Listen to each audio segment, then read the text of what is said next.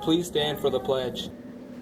I pledge allegiance to the flag of the United States of America and to the republic for which it stands, one nation, under God, indivisible, with liberty and justice for all.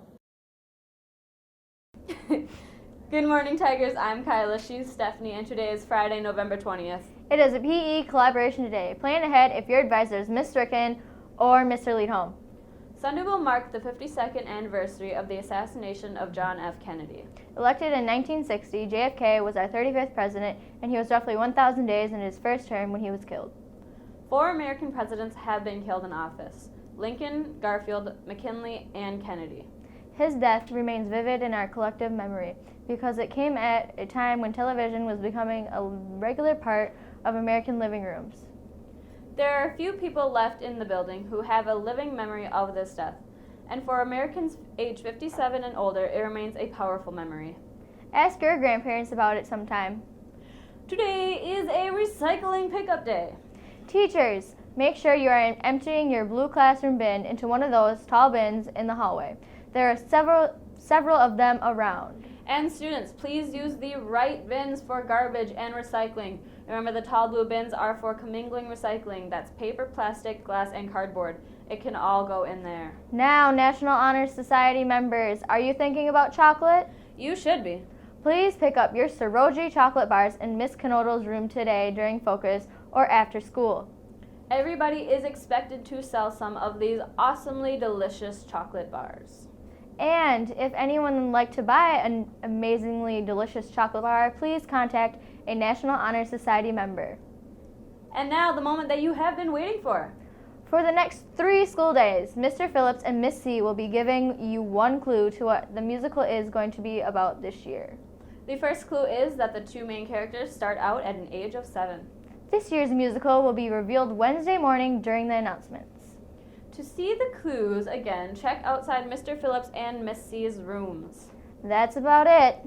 Tomorrow morning, there's a boys varsity basketball scrimmage at Green Bay East. Good luck, guys. But before we go, we have one more item, the third of 4 interviews for National American Indian Heritage Month.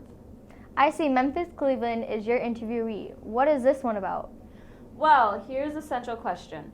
It has been said that America is a melting pot of cultures. Many different people and groups make up the diverse American society.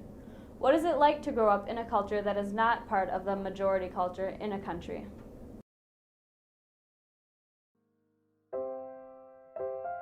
I think students should learn about culture in our high school because the majority of the kids here are Ho-Chunk, and some of them don't actually know where they come from or like our culture and stuff, and I just really think it's important for the rest of the school to embrace the Ho-Chunk culture and to kind of learn a little bit about it, and that everything can just all simultaneously come together, and people will know a lot more about where they came from or where their friends came from, their peers, and I just think it'd be a nice way for everyone to get together. Well, Ho-Chunk culture to me is really important to me and my family because I've grown up with it ever since I was a little girl.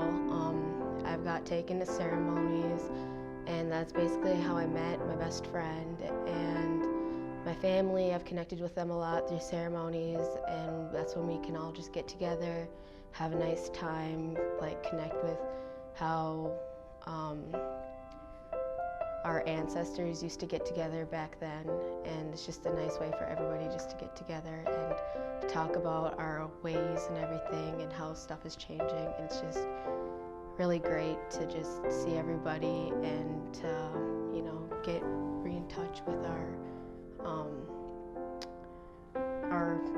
culture. Well, I think the greatest threats to Ho-Chunk ways this year would probably be the lack of people coming to the ceremonies and parents not teaching their children the language, certain rules and stuff, and just not following the Ho-Chunk way of life, I guess you could say. Culture is a big part of Ho-Chunk students' lives, and I really think for them to learn stuff, it just impacts their life in a positive way, and it'd just be really great for everybody to learn it. But I also put out there that the culture is really diverse and it's really extensive in ways like the language, the history, the background of where we are now. It is a really big part of many people's lives, and I just would like everybody to try to get just a little bit, to know a little bit about it, and that'd be really nice. Is it too late now to say sorry? 'Cause I'm